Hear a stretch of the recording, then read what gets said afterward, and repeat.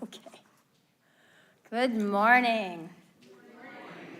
And welcome to the worship service of the First Unitarian Church of Hobart and Northwest Indiana, where we strive to put love at the center of how we show up in the world. So each week during our Sunday morning worship service, we join together in reciting the words of our affirmation of faith. They are printed in your order of service and on the screen. Love is the doctrine of this church. The quest for truth is its sacrament. Service is its prayer.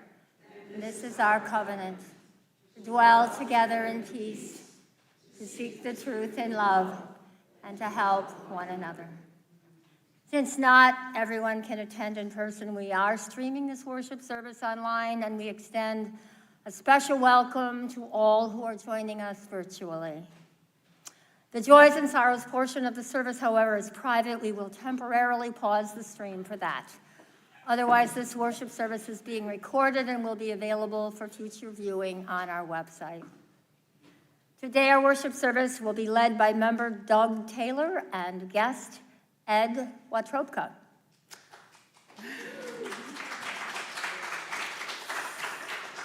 Doug is our storyteller this morning. He is a 33-year elementary school teacher, but I'm told thinking about doing something else. And a Unitarian Universalist since first joining First Unitarian of Louisville 35 years ago. He states, "I try to practice mindfulness and journal daily." He and his wife, Tiffany, live in Valparaiso near their daughter's family, and their younger child is working on a master's degree in Richmond, Kentucky. Ed Watrobka, an English teacher at a Catholic high school, is a recovering Catholic and a Buddhist practitioner. His heroes are Jesus, Kurt Vonnegut, and Thich Nhat Hanh. Ed is a fan of humor. His wife, Natalie, good choice, and his two daughters, Emily and Evelyn. Please turn off or silence your devices, all of them. And as you do so, allow yourself to enter sacred time together. Let's take a deep breath. And another.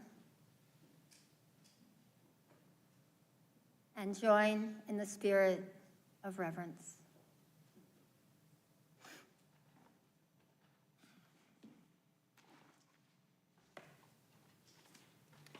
Turn in your hymnals to 592.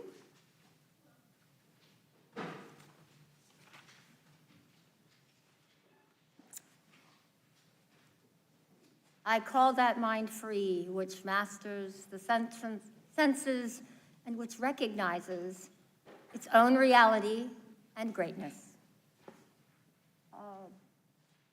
Well, I guess you have to use your book. Number 592, this is a responsive reading. If not, I'll just read it. I call that mind free, which masters the senses and which recognizes its own reality and greatness, which passes life.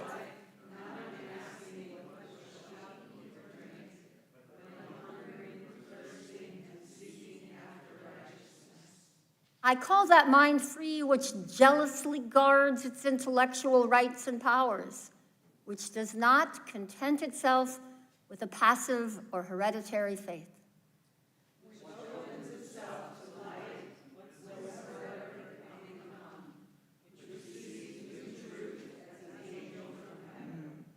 I call that mind free, which is not passively framed by outward circumstances and is not the creature of accidental impulse.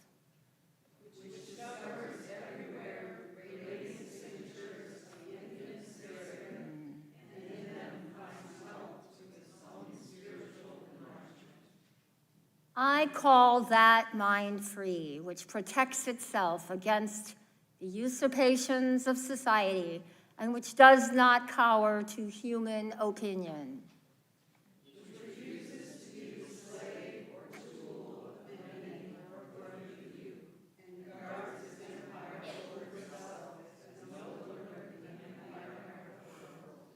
I call that mind free, which resists the bondage of habit, which does not mechanically copy the past, nor live on its old virtues. But which listens for you and higher conditions of conscience, and rejoices to pour itself forth in fresh and higher exertions. I call that mind free, which sets no bounds to its love, which wherever they are seen delights in virtue and sympathizes with suffering. Which recognizes all human beings, the image of God, and the rights of God's children, and offers itself up a willing sacrifice to the cause of humankind. I call that mind free, which has cast off all fear but that of wrongdoing, and which no menace or peril can enthrall, which is calm in the midst of tumult and possesses itself, though all else be lost. Thank you.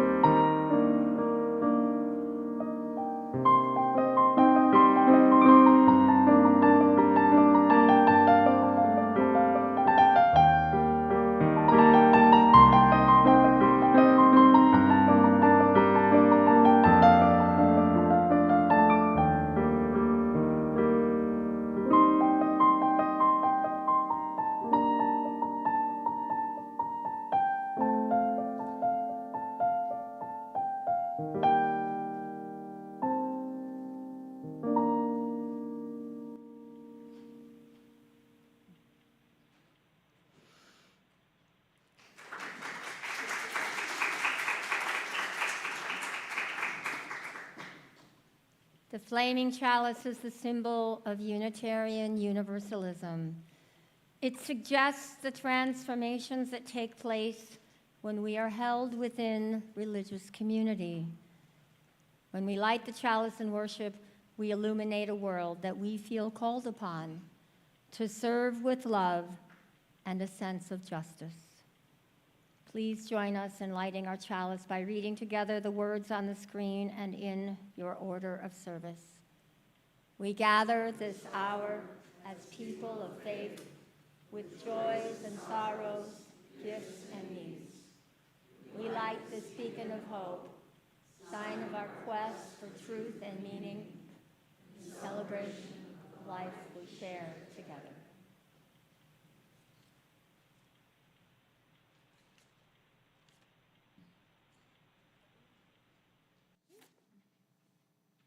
We're not doing a hymn? Oh, am I out of order? I'm so sorry. I didn't number my pages, did I? Unitarian Universalism is a covenantal faith.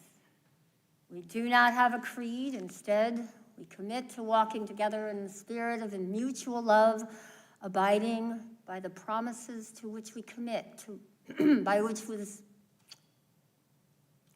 abiding by the promises to which this congregation has democratically agreed in creating and revising our congregational covenant. So, each week, we reaffirm together a portion of that congregational covenant. For all the ways that we have dwelled together in peace, let us celebrate. And when we miss the mark, may we forgive ourselves and each other, and again in love. For all the ways that we have sought the truth in love, let us be glad. And for all the times that we have not, may we forgive ourselves and each other and begin again in love.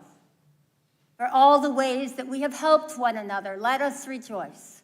And when we let each other down, may we forgive ourselves and each other and begin again in love.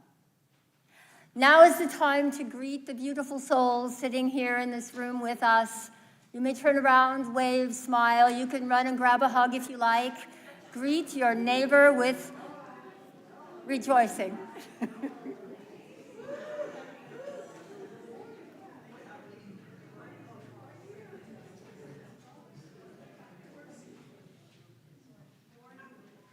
The first hymn this morning is number 3 in this hymnal, Gather the Spirit. If you will rise as you are, willing and able.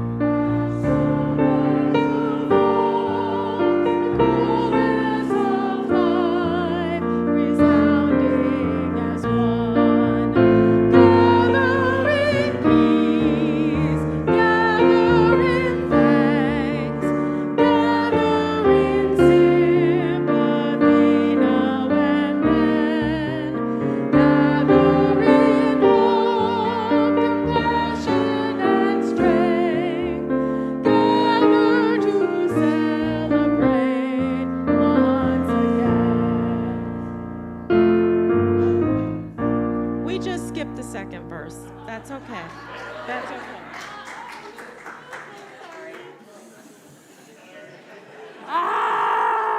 Uh-oh. Sorry.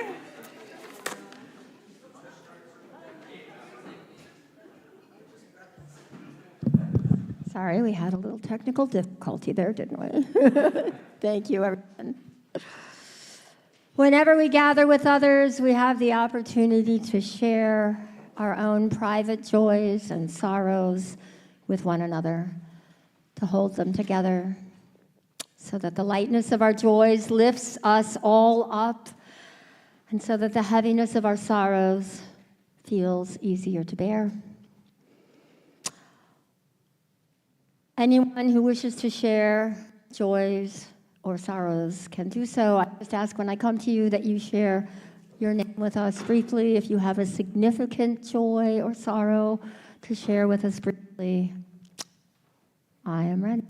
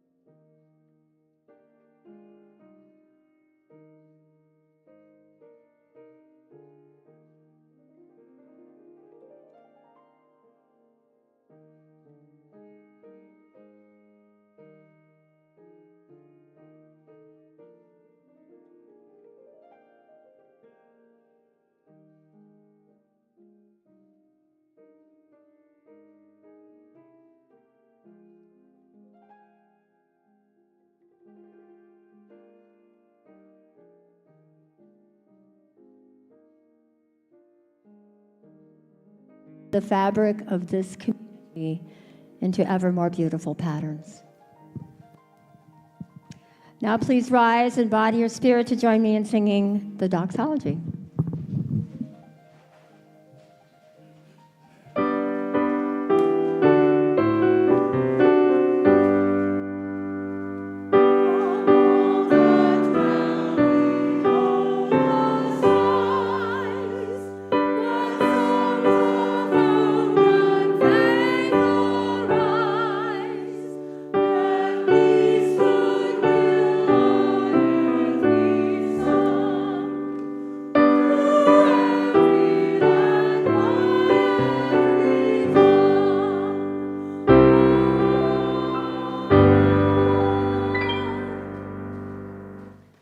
You may be seated.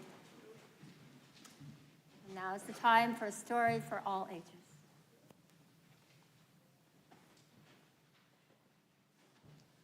Good morning. Well, that was great. Glad to be here this morning to share some observations, some thoughts about this Rosa Parks story. Now, Ed and I are going to address this topic of education and freedom in separate but overlapping ways. And so we're taking a look at one of the, multiple stories that have been out there. So we're going to explore those different versions of the Rosa Parks story. And so my interest started a few years ago. On a drive, I heard an interview with a historian on NPR. This was driving up to visit our daughter in Chicago. And they were telling an anecdote about their elementary age child coming home from school, excitedly sharing what they've learned about Rosa Parks. The child excitedly told this story, but left out many important details. One that the author Michael Schudson calls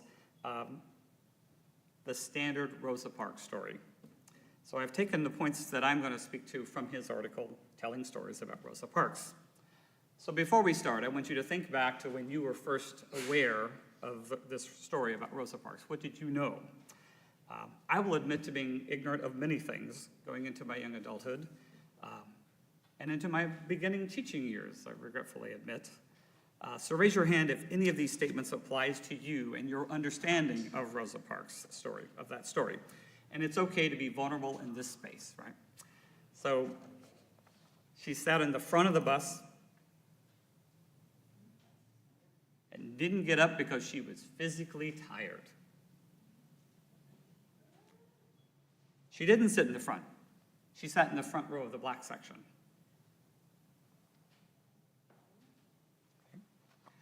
She was a trained member of the local chapter of the National Association for the Advancement of Colored People, or the NAACP. Okay. At the time, in 1955, she was their secretary for the local chapter. There was a network of trained activists ready to support her individual action with disciplined collective action. Oh, we're going to learn a lot today. Thank you. All right. So here is an example of the standard story taken from a 1991 textbook, right at the time I would have started teaching. When Rosa Parks rode on a bus, she had to sit all the way in the back. Her city had a law. It said that black people could not sit in the front of the bus. One day, Rosa was tired. She sat in the front. The bus driver told her to move. She did not. He called the police. Rosa was put in jail. Some citizens tried to help. One of them was Martin Luther King Jr. The citizens decided to stop riding the buses until the law was changed. Their plan worked. The law was changed. Soon, many other unfair laws were changed. Rosa Parks led the way. Exclamation point in that history textbook there. I didn't grow up with this standard story. It was much later when I learned anything about Rosa Parks. When I started teaching in 1992, really the only information my students got was from the Weekly Reader or the month, that Black History Month activities we did. So this standard story is what the historian's child repeated. And so the historian was puzzled. How do I tell my child that their teacher left some things out? How do I tell them? Do I approach the teacher with these other details that are important for children? Another version was pulled out by our author called the Revised Standard Rosa Parks Story. It incorporates the following. Rosa Parks did not sit in the front of the bus, as that would have been a provocative act, asking for trouble. She sat in the front of the black section. This meant that whites could sit there if other seats were taken. This makes clear that Parks' defiance was not premeditated. She did not choose the seat in order to be arrested. So while this version clarifies some points about Ms. Parks' actions, it leaves out the much larger political struggle that's still omitted from this Revised Standard Story. So here are a few points about Rosa Parks and the action around that time.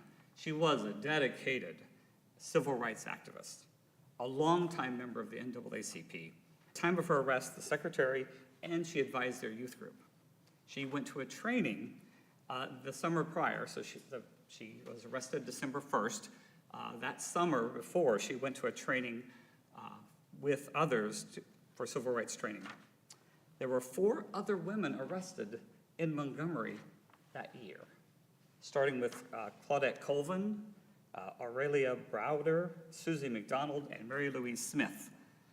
Claudette Colvin's arrest, she was a teenager who later they found out she was pregnant, so they didn't feel that she would have made a good candidate for this protest, for this action.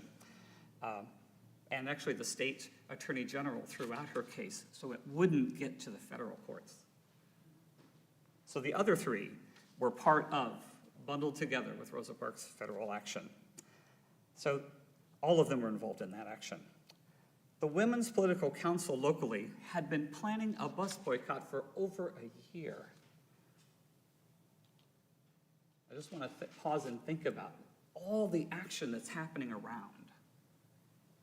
And think about what you're doing now, what we're all doing in different ways. The educator Hobart has written, to call Rosa Parks a poor, tired seamstress and not talk about her role as a community leader is as well to turn an organized struggle to a personal act of frustration. It is a thorough misrepresentation of the civil rights movement in Montgomery, Alabama, and an insult to Ms. Parks as well, end quote. So more recent children's books that have been published include more nuanced pictures of Parks. So we'll quote from this one here. She realized she was tired. Not tired from work, but tired of putting up with white people first. Let me quote this accurately, I'm sorry. She realized she was tired, not tired from work, but tired of putting white people first. Tired of stepping off sidewalks to let white people pass, tired of eating at separate lunch counters and learning at separate schools. End quote. So since 2000s, a lot of things have been published that are a little more nuanced in that picture. The author continued. Everything that we desire. It could be food, it could be sleep, which I desire right now. It could be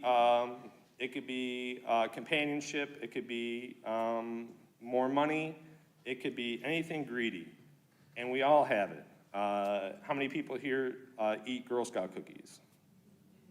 Tag-alongs? People are tag-alongs? All right, good, just one person, so yeah, that's good. So next time, just throw the tag-alongs this way. But once I start eating a tag-along, I'll go through the whole sleeve. And then, quickly, I'll go through another sleeve, and then another sleeve. As long as I have that in front of me, as long as I'm feeding that greed for tag-alongs, I have that fire of lust. I don't lust for tag-alongs. Fire of, let's say, greed. And I just keep eating them until they're gone. Not even until I'm sick. Just past that until they're gone. We all have hatred, anger, or aversion. Aversion means push away. I'm sure I could give you, we could all close our eyes, and I could tell you to think of one politician or another, and we'll quickly feel the world of hate. That's a poison of hate. And finally, we have the delusion, we have the fire of delusion, ignorance, not knowing. All three of these kind of work together. So the Buddha talked to his followers about his own ignorance before he began his spiritual search. The Buddha, known as Siddhartha Gautama, grew up as a prince in a palace where all the comforts of the world were met.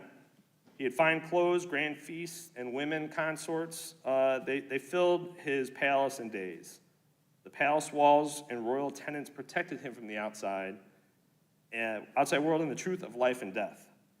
Outside the walls, the Buddha was confronted with the harsh realities of life when he met with an old man, a sick man, and a dying man. And he also met a religious ascetic. With these encounters, his ignorance of what life consists of was shattered. And he realized that he and everyone he knew would get old, sick, and die. Faced with that truth, he left the palace behind and started his spiritual journey. So the ultimate truth is that here's a downer, that we all get old if we're not there already. We will all get sick. We'll all die. And that might seem morbid, and it is, but it's also the truth. But when we're ignorant or delusional about these truths, we tend to live life superficially. We tend to live life without purpose, and we tend to live it chasing after pleasures that eventually lead to suffering. And then we tend to live greedily and full of aversion. Anyone who has taken a couple moments with their own thoughts can see this quickly play out in their heads. When I meditate for 15 minutes, it can be filled with 14 and a half minutes of the push and pull of thoughts, and about 30 seconds of coming back to my breath and sitting in either the state of push or pull. 30 seconds of nirvana. No desires or aversion. Then the thought comes that maybe I should have another cup of coffee after I get up. And then bam, I'm back with my racing thoughts, and I'm back to figuring out what's going to make me happy, what do I need to grab, and what do I need to push away. But what happens when greed, hate, and ignorance play out on a national level? Well, we see that quite a bit, right? On a cartoonish level, we see what our desires and aversions happen on a national level. One aspect of how it plays is it turns into propaganda. We see it on the political level, the day-to-day dissemination of information, the outright lies filled with greed, hatred, and ignorance from Donald Trump and the far right. They're so egregious, so full of racism and venom that it's hard to witness. So buffoonishly and blatantly false, we're shocked to find anyone who believes or agrees in their evil nonsense. But many people do. So many people believe the propaganda is scary, hypnotized to follow and push out the lies to more and more hypnotized people. It's like a racist zombie apocalypse with an army of ignorant, hateful, reanimated corpses and red hats clamoring for brains. But how do we get here? Beyond the generations of defunding public education and beyond the loss of critical thinking for the masses is a history of propaganda in our education system. So one early example of propaganda in schools in the education system is the United Daughters of Confederacy. How many people have heard of this group? Yeah, I'm talking to, it's like preaching to the choir. I'm talking to maybe the right group also, maybe there's no new information.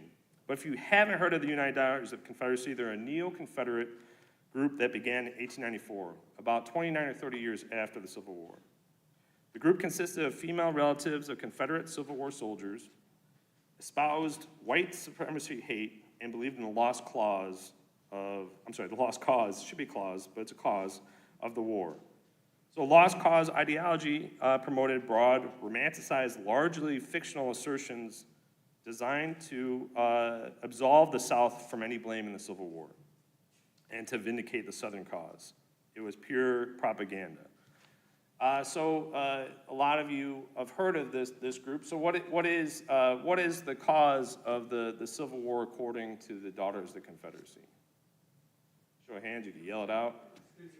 States' rights, right? And what's not? What minor, Pete? What was something minor of what happened to be the Civil War, according to the Daughters of the Confederacy, not according to Pete? Slavery, right? So a really ridiculous, racist idea of why the war was fought, very ignorant. And if it was just right there, if it was just our cousins or uncles or aunts somewhere espousing that at a family picnic after they had too many Modelo's, that's well, first of all, you could tell, like, why are you drinking? All right, never mind. But anyways, that'd be one thing. But the Daughters Confederacy went further, where they wanted to make sure that states' rights was pushed for the cause of the Civil War, not slavery, and they want to make sure all of our children knew that. And they're very good at doing it. So what they wanted to do is get all this idea into school books.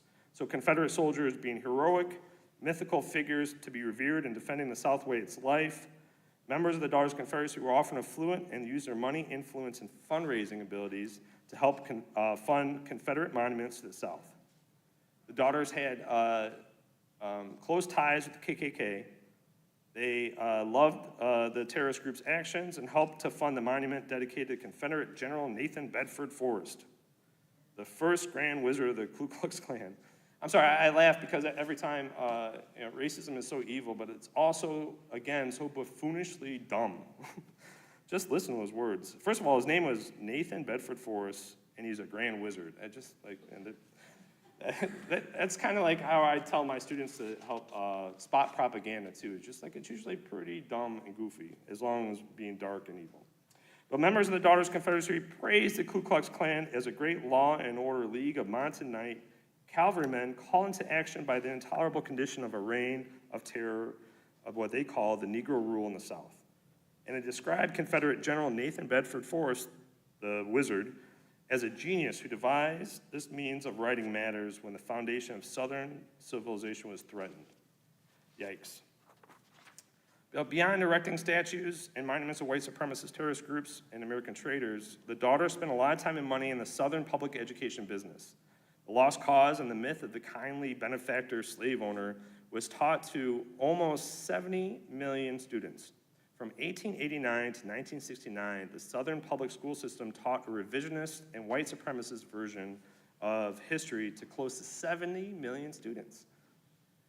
So if we ever are seeing our cousin at the family party had too many Modelos, and we're wondering why they think this way, this is part of it. This is, I mean, it's not just a racist offshoot. This is propaganda, and they were educated from a young age to think this. This is not to defend anything, but just to know what we're dealing with. The Daughters of Confederacy, along with the powerful Southern racist groups, came together and formed the Rutherford Committee, named after one of the founding committee members. Mildred Lewis Rutherford was known for serving up speeches that emphasized the victimization of the white South by the North, defended slavery, and again, praised the KKK. Another Rutherford Committee member was named C. Irvine Walker of South Carolina, and he was a former Confederate general. Irvine quit the KKK to become the head of the Carolina Rifle Club. He stated that the Rifle Club's main function was to stop the greatest social crime of all the ages, the sudden emancipation of 4 million of African slaves wholly incapable of freedom. Irvine is also quoted as saying the South was partially saved from the terrible results which would be expected from the sudden emancipation of 4 million of Negro slaves. Her people are and have ever be indebted first to the civilizing and humanizing influences of the institution of Negro slavery as it existed in the southern states. So this is another white supremacy fact that they had, was that people were better off being slaves because they couldn't be humans by themselves. They were saved from their non-civilization, according to these jerks, and taught that we were benefactors of white civilization to give to them. Second, to the innate superiority and naturally dominating power of the white race. Third, in the absence of the quality of savage ferocity in the Negro race in the South, induced by generations of humane training by its white masters and mistresses, and the kindness and loyalty felt and manifested by the former slave to his white friends in the South, and mainly to the courage and endurance of Southern white women and the manliness and patience of the Southern white men. So these two people, they weren't shy, obviously, of saying that whites were superior to every other race. They are in charge of the Rutherford Committee that became a powerful coalition in the South.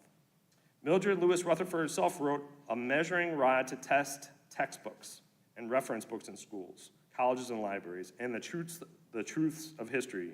These two guidelines set up a criteria for Southern textbooks and curriculum to be judged, while also creating a list of books to be banned from schools. Anything lost cause and white supremacy related material stayed in, anything anti-slavery and northerly influenced material stayed out. Campaigns were waged all through the South to ban and blacklist books and textbooks. The Daughters of the Confederacy adopted the measuring rod to purify the schools from objectionable books. In some southern states, the Daughters lobbied directly to the state book commissions, while in other states, the Daughters were appointed right onto the commissions. Their demands were simple: use the revisionist lost cause theory, or lose the sales of textbooks to the southern states. The Daughters grew so powerful in the South that they forced textbooks companies, publishers, to create two versions of the school books for history. One with carefully worded, watered-down history for the South, and another one with historical facts for everyone else. And that's even before we talk about what Doug talked about. These books, they weren't even been in the South. So we're not even getting a watered-down version of that. We're getting a really white supremacist version. One textbook called Young People's History of North Carolina describes Southern slaves as comfortably clothed, given an abundance of wholesome food, and kindly treated. Occasionally, some hard-headed master or bad-tempered mistress made the lot of slaves a hard one, but such cases were not common. Cruel masters and cruel mistresses were scorned then, just as men and women who treat animals cruelly are now scorned. These slaves were brought into the colonies fresh from a savage life in Africa, and in 2 or 3 generations were changed into respectable men and women. This fact shows better than any words can how prudently and how wisely they were managed. So generations of Southern students were subjected to this alternative reality of the lost cause, a false version of U.S. history developed in response to Reconstructionism, the Reconstruction that minimizes slavery's central role in the Civil War, promotes the Confederacy's aim as a heroic one, and glorifies the KKK and portrays the white South as the victim. And up until 1980, Mississippi's public schools used lost cause textbooks exclusively. And it took a federal court order to make them stop. A non-lost cause textbook was causing an uproar throughout Mississippi's textbook commission because it covered realistic, historically accurate depictions of slavery, including the many lynchings of Black Americans. This prompted an exasperated Judge Orma Smith to interject himself directly into the questioning of a witness, rare in a trial. Judge Smith said, "Didn't lynchings happen in Mississippi?" And the lawyer said, "Yes, but it was so long ago, why dwell on it now?" Judge Smith said, "It's a history book, isn't it?"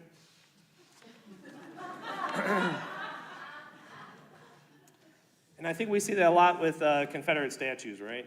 Taking them down, like, oh, we need to preserve our history, and maybe some kind of propaganda where like, oh, we have to learn from our mistakes, right? But if we were to start talking about what those KKK members did and those slave owners did, then it was like, whoa, let's not get political. In 1980, the plaintiffs won their lawsuit and forced Mississippi to adopt Conflict and Change, which was the non-lost clause book for its schools, the first time the state endorsed a textbook that veered from the lost cause narrative. So we say that's in the past a little bit. The Daughters of the Confederacy are still around. They're not as powerful. And their website that they says they embrace all colors and not sexes, but all colors. And that's another story. But we have many modern white extremist groups in the vein of the Daughters of the Confederacy.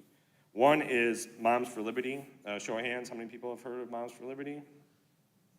And their hate group was very powerful in Indiana called Purple for Parents. How many people have heard Purple for Parents? They're a scary group too. They use social media and racist shorthand to reach the parents, school boards, and legislators. Moms for Liberty started as an anti-mask and anti-vax group in Florida for public schools, but they quickly expanded to a wide assortment of hate-based rhetoric across all 48 states.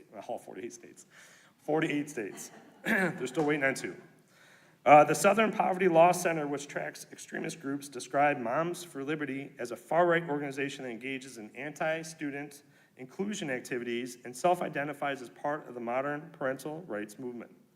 It emerged out of an opposition to public health regulations for COVID-19, but quickly started to oppose LGBTQ issues and racially inclusive school curriculum, and has advocated for book bans. Moms for Liberty rose through the white supremacist world with their shorthand derogatory terms built for internet crowds. They lean heavily on words like woke ideology and groomers to describe any teacher who tries to create inclusive and welcoming classrooms. Their followers call teacher unions the K-12 cartel, who they claim are indoctrinating and sexualizing their children.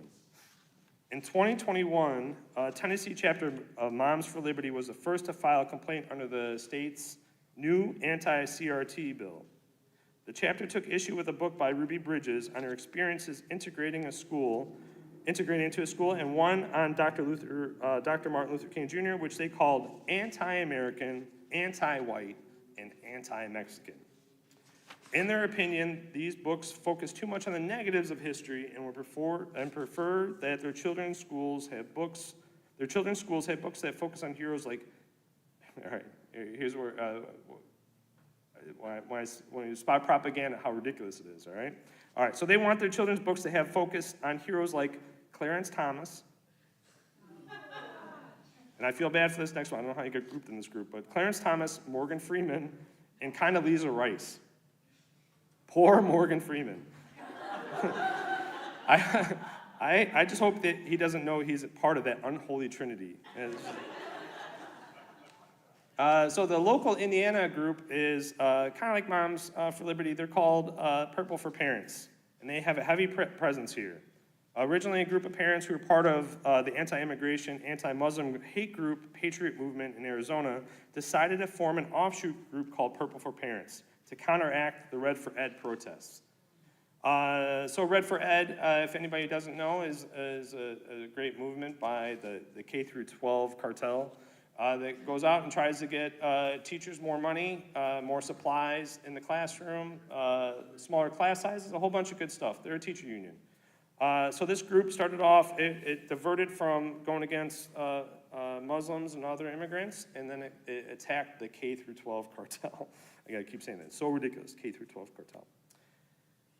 So the Red for Ed movement, so better pay, proper staffing.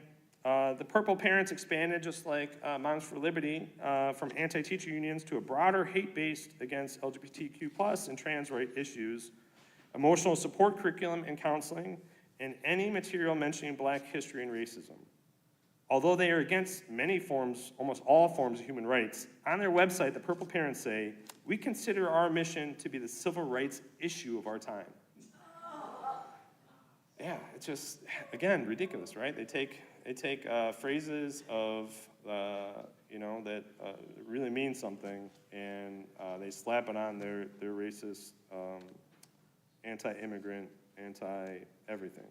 So, like Moms for Liberty, Purple Parents use some of the same shorthand language like groomers and woke, but one upgrades their hateful and misleading accusations.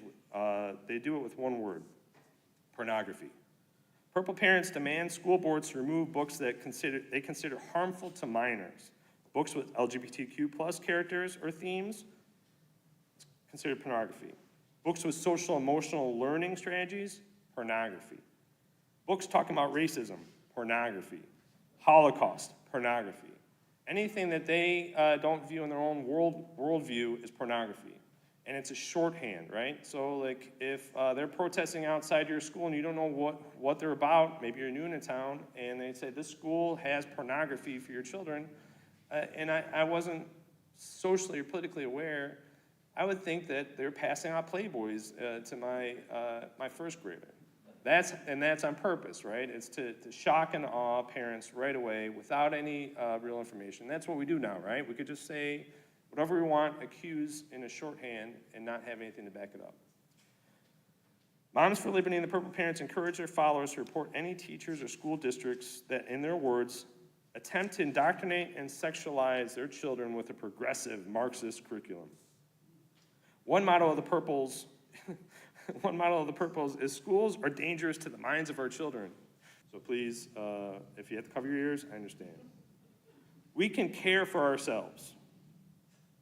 We can care for each other. We can care for our environment and materials. We can do our best every day. Disgusting. We can care for ourselves, we can care for each other, we can care for our environment and materials, we can do our best every day. Disgusting. What are we doing to our children? We're telling them to care for each other? Then this is a post, right? This is like I didn't have anything up here on a slide, but I wish I just had this one picture. I'll show you guys after class. But this is like for grade school, and it's just wild how innocent this is. So there's a lot of other laws. There's hotlines that have been put together by different states, and also by the federal government to report teachers from teaching anything. So if I'm teaching my classroom how to care for each other, they can now call a hotline to report me for Marxist ideology. So that's all the doom scrolling, right? There's a lot. So what can we do to defend this, to go against this, to fight for what we know are the real civil rights, the real human rights? And one is, bringing back to Buddhism, is that we could start working on ignorance in our own mind. We all have these ignorances.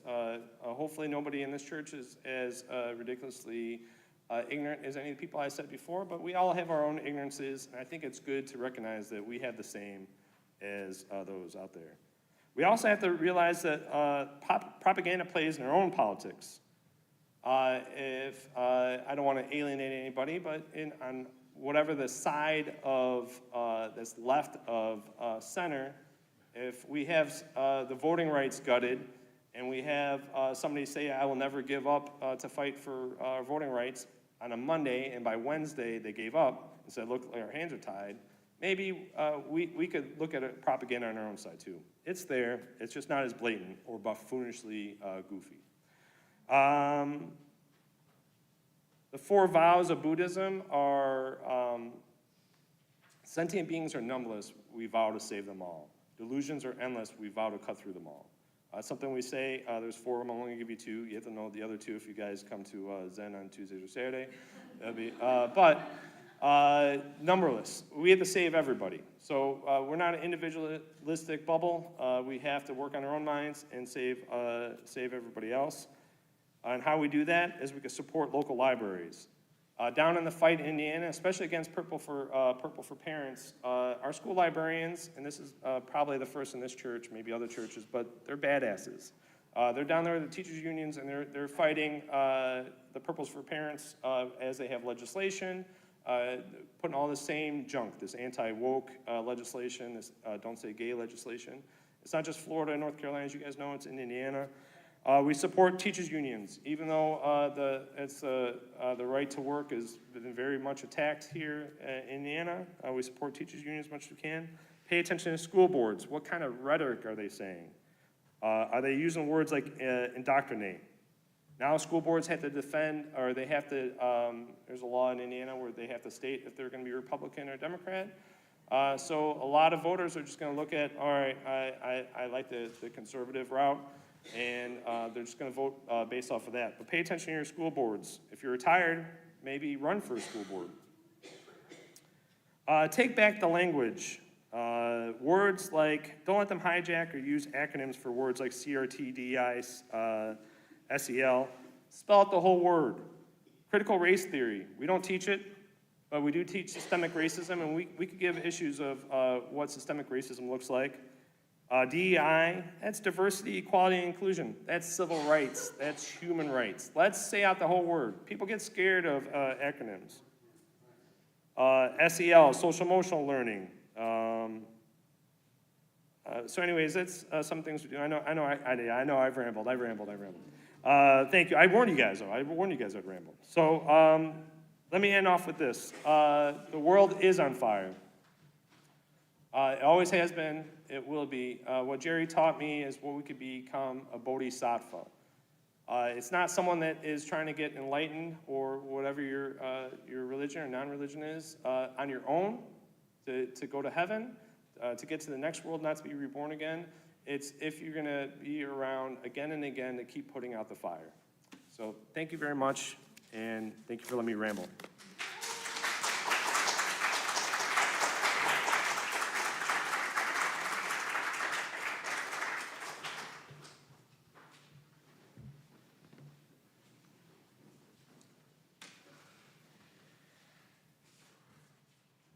I was thinking of going off script for the offering and have it all go to Ed. But I'm afraid we have to stick with decorum.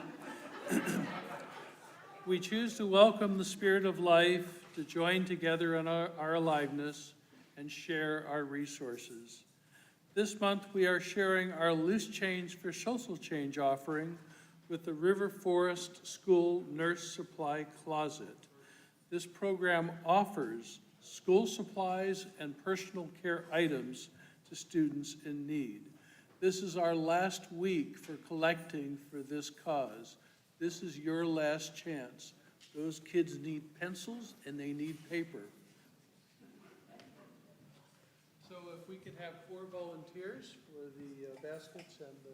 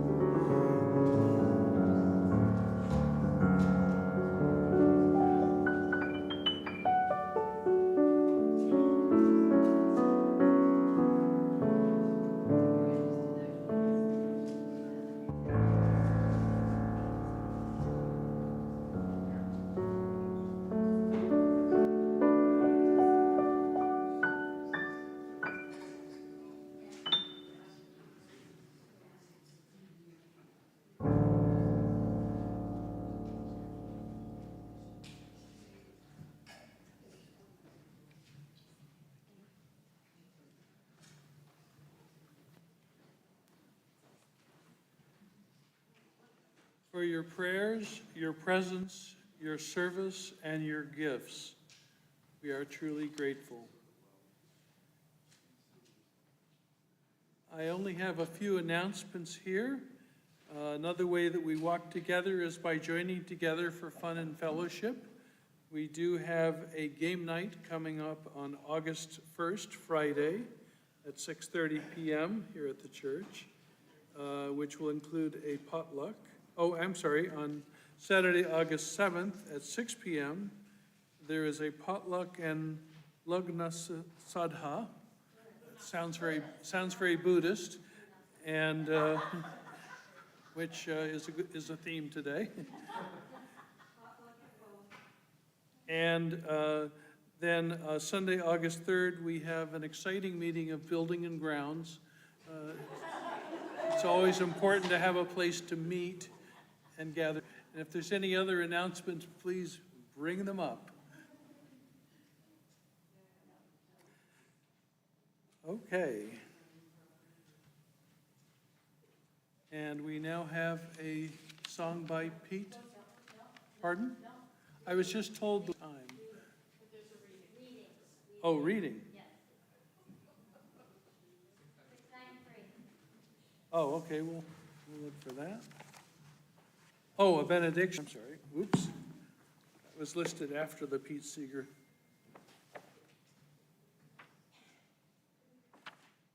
The management apologizes for the confusion.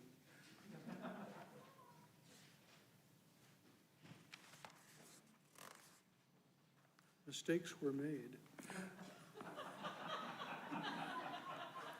And now May we have faith in life to do wise planting, that the generations to come may reap even more abundantly than we.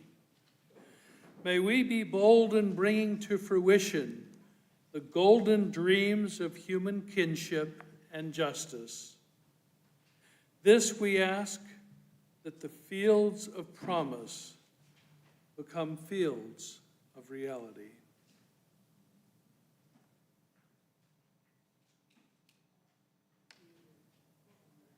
Tiffany.